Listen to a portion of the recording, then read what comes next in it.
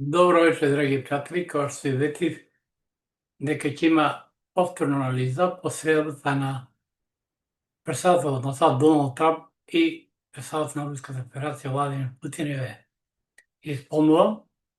За мене тоа беше еден театар за моја новинарска кариера, инаку дипломирав 86-та на Институт за новинарство Белград, општи сме група аналитичари. Прв пат во мојата новинарска кариера видов два председателя да се возат во исти автомобил. Се насмеа. Ја знаев целата приказна као аналитичар, доволна идеја. Зрнув песок за да го направам мозаикот.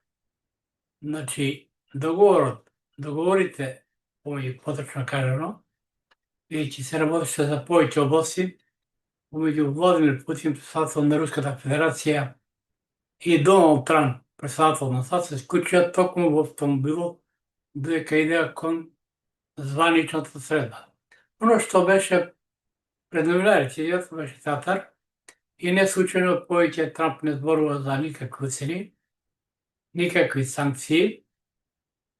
Кој што реков, на таа средба ќе биде понудена од страна на Путин, значи Владимир Путин, председател на Руската федерација, заедничко учество во експлоатацијата на Арктикот, бидејќи Руси само има веќе над 50%, они има бази за време на СССР, а единствено имаат механизација за искуп на тие руди. Па ти гледате, во Илјаски, иако имаат рудни минерали богатство, сад се уште не почнал да ги исползуваат, значи нема таа технологија.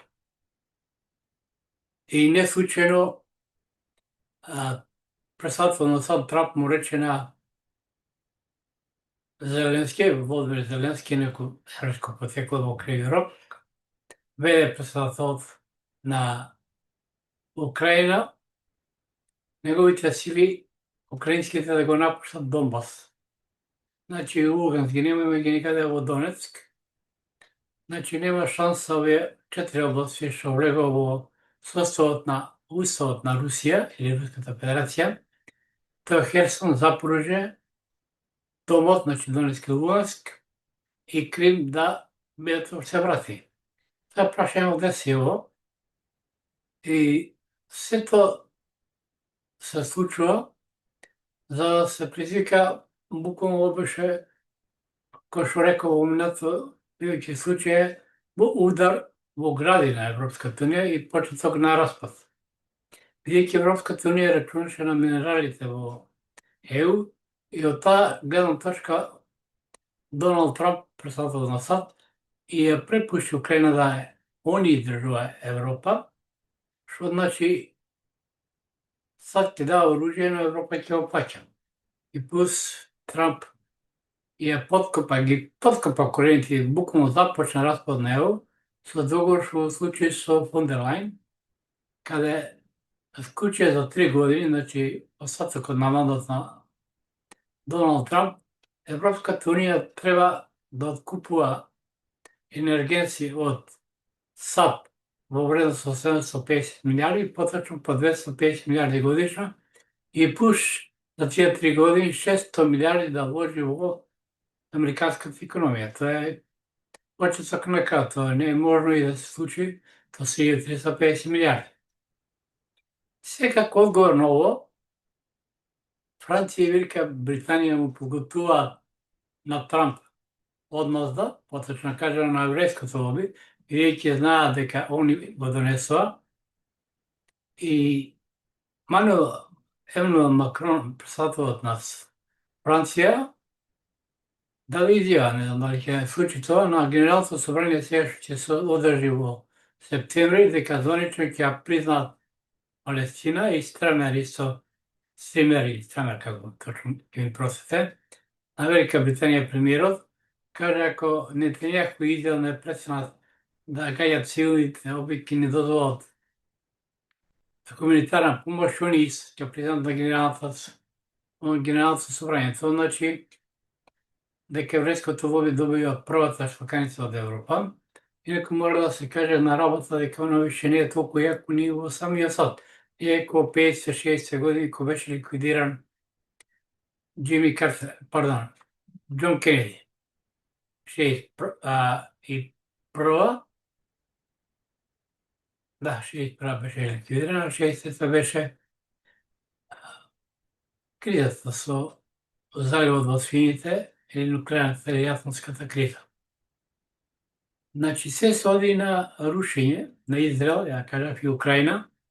Израел ќе биде избришен како Украина, но Израел може малку ќе почка, они се закачат со Иран, а тамо никој не ги, многу земјите не ги признаат, позволуваат и во Сирија, а тука се интересите и на Турција.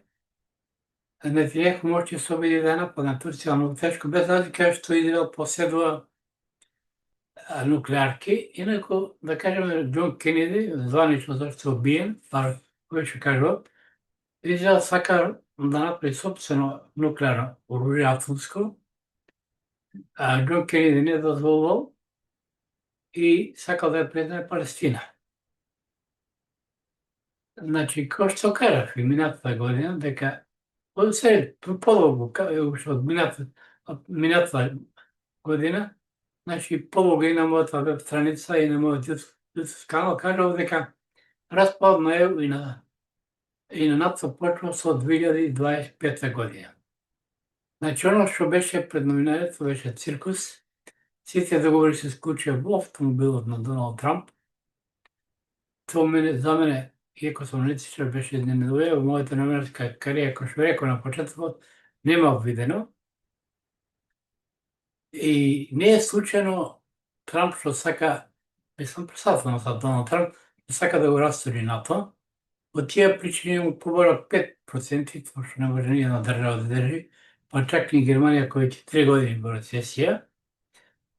Ви кои ќе погледнете, мислам, да откупува оружје за 5% од бруто преку тоа голема пара, си купуваше за 1,5 најмногу, и ко побара во минатиот мандат 2% не може да се исполни. Значи се е од татар, така да нашиот не треба, мислам, владата не треба да се грижи општо за Европската унија. Она е пред распад, дали ќе биде распадната на повеќе групи ќе видиме. Не е случајно почнаа и фашистички закони да се донесуваат со доживотен затвор за претерано прекорачена брзина, одзимање на возила и така натаму. Не е сака за тоа, така да прашно владата со овие закони да не брза. Инаку пред да си интересен период, сега ќе биде засилена и операцијата на руските сили во Украина. Тоа се историски руски и говорам подрачје, а во историјата златно правило во аналитиката треба да ја позната историјата. Значи, секој незавршена работа во историјата се повторија, значи, повторува, ова е и со Украина. Значи, Украина може да сме еден дел киевскиот прашање, но и он на крајот ќе се присвои. Нагоре степа, а Донбас што самиот Трамп, значи, сад има намера да признае Крим и Донбас посебно, значи, званично, а тамо со сите минерали. Но Путин, кој што кажав, уште пред средата тоа се случи, му вети заедничка експлоатација на минералите на Арктикот, како и за северниот пат кој води, бидејќи Русија имат разарачи или редоломци, а Асад ги нема, тоа ќе биде главен пат. Например, преку северниот пат на Кина се скратува патот за 4000 километра. Значи, сега се сели Арктикот и кон економијата, бидејќи сад и со голем економски колапс, ко 37.000 милијарди и 36,7 тука некаде. Значи, не е задолжена, по неа Велика Британија, трета Германија, четврта е Франција, пета е Јапонија, која веќе е во банкрот, поточно нивната национална банка, која што е кај нас Народна банка на Република Македонија, е прогласија банкрот одамна беше, има ошто jedan mjesec, dva. Znači, zemljите na G7 propadат, сите се во една рецесија и во економски една криза. Не е случајно што право го исфрли самите, осим унија на Руската федерација на Путин да се влезат во Г7 плюс Русија беше. И не случајно во моментот Русија окупуваната моќ и надмина Јапонија и Германија. Во минатото видео направив лапсус, реков САД и Јапонија, не, зборам за куповната моќ. Че не важно колку имаш пари, што можеш да купиш со тоа.